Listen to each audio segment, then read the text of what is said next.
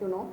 You have a lot of problems in your mind, you have a lot of conflict in your, I think Lahiru look at that perspective as well. That the behavioral changes, it could be the chemical changes, it could be just because of your genetics. Sometimes some people are born to be the killers, you know, sometimes that they can't control their uh, feelings, you know, that we have heard about the stories of the kings who do kleptomania, you know, that who want to be the shoplifters, right? They have so much of wealth, but they cannot control themselves. Sometimes their followers coming behind them that they pay for the king, you know, the king steals and his subordinates pay for it because but that first we should know who we are. We should identify who we are. I advocate, if you have time, please read this book called Eustein Gordon's book, Sophie's World. Right? It is translated now into Sinhala also, Sophie K. Lokaya. So that is the very first question that we should ask from ourselves, who am I? What the role that I have to do to this world? So that is the education that we should get. Not that you are learning mathematics, you may get a A grade or a B grade or even a bad fail.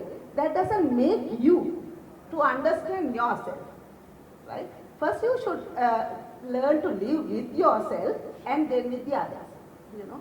So human rights also help us, as you said, to provide a framework, but it is not the one and only thing, although that I am teaching human rights, I am an advocate of human rights, but I know that it also has some, pluses and minuses.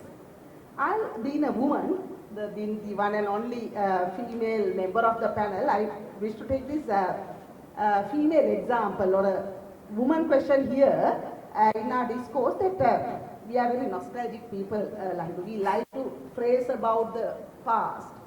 You know that we have a very respectful, great civilization, culture, religion, all these things, 2500 years and all these things, but I don't know whether that we have learned anything from those to be a very good human being. That's another example. But we used to say, long those days, any woman was able to walk from Point Donra to Point Pedro with a bag of gems, right? Maybe day or night, without being any problem, you know. So how many things do tell us about this story, right? The respect to men and women equally, right? Whether you have wealth or not, you are not molested, right? You are protected, right? Your dignity is respected. I mean, going from one part to the other part of the same country, no one has questioned whether you are a Sinhalese or a Tamil or you are a Muslim, Buddhist, Christian, etc. That you are recognized as a human being. I think that is something that we should learn. You know, so when we are talking about this human rights, it is some people criticize this is a foreign concept, came from Europe. I'm sure that tonight many people will further blackguard about the concept of human rights just because of the discourses happening at the UN Human Rights Council today. Human right is not this Western product or something used to scrutinize a country's behavior from a political lens. It is an isolation, you know.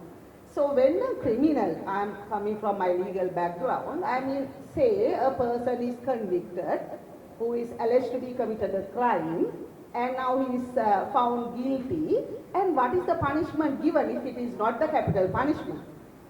I am not for a single minute that advocating for capital punishment, but there could be some occasions where a person's behavior cannot furthermore tolerated by the society. There could be occasions where no need to make the person in prison and to be sentenced and to make isolated from the society until the person will realize, well, I am not fit enough to go back to the society unless that I realize what I have done. So I should learn to live with other people in peace and harmony and respecting each other. So then when the person will be rehabilitated, I don't know whether it happens in our country properly, so if the person will not repeat the same sort of faults, in his or her behavior, the person can be reintegrated to the society, and he or she should be given an opportunity to live in peace and harmony with the others. So this corporate living is very important. Once Thomas Hobbes said, I mean, we have some inherent weaknesses as human beings, common to me, to you, and to all of us. We don't know the art of corporate living. Why? We came from the forest. We were equal to the beasts, and we were living in the forest. We were in the caves, you know, that trying to feed only ourselves, so one or two people with us, you know, and fighting with the beasts, fighting with the family. All of a sudden that we had to come to the cities, right? So now we have to learn the art of living with other people.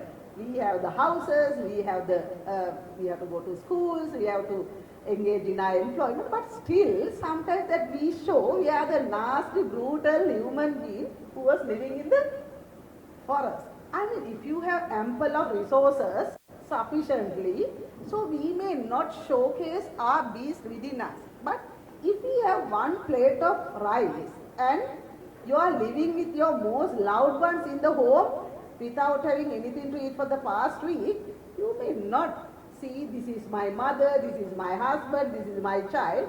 You will try to eat the one plate of rice by yourself. So that is what we should understand. Even, I mean, when everything is fine, I mean, you all are Colombo-based children. You have most of the comforts in your life, your parents spend on you. But when you go out of the country, the ones, maybe the children who took up arms to fight against another kind of set of youth, you know.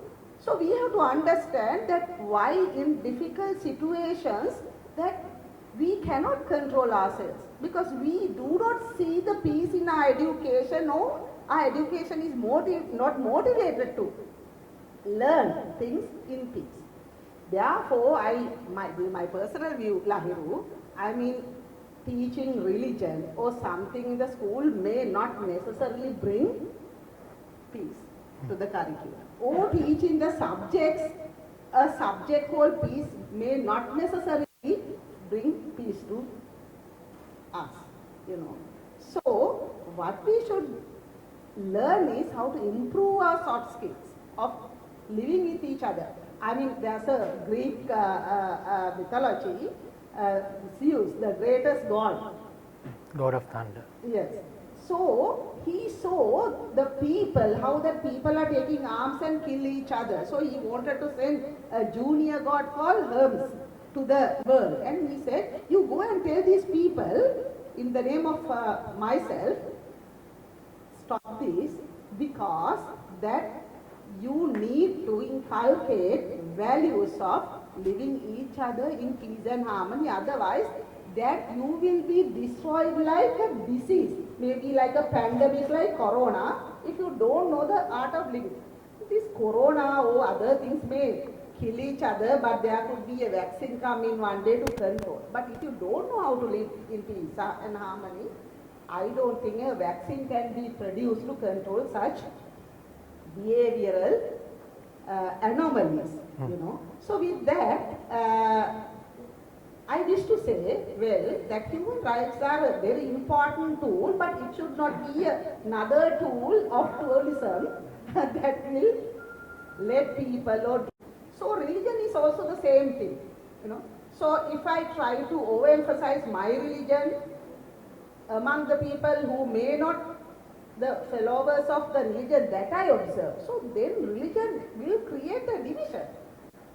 So then we have to understand religion, language, these things are some of the personal identities. Those may need in a culture, in a multi-cultural society, we need to respect each other's culture, language, religion, etc. But among those pluralistic nature and the characteristics of society, we need to realize how to live in peace and harmony.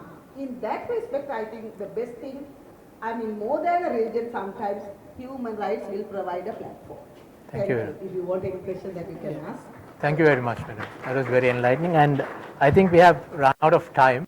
So, At the end, I would like to refer to this civilized statement of violence made by all the scientists coming together of different fields, which analyzed like different aspects of human behavior, natural, social, and everything, and concluded that that peace is biologically and naturally possible.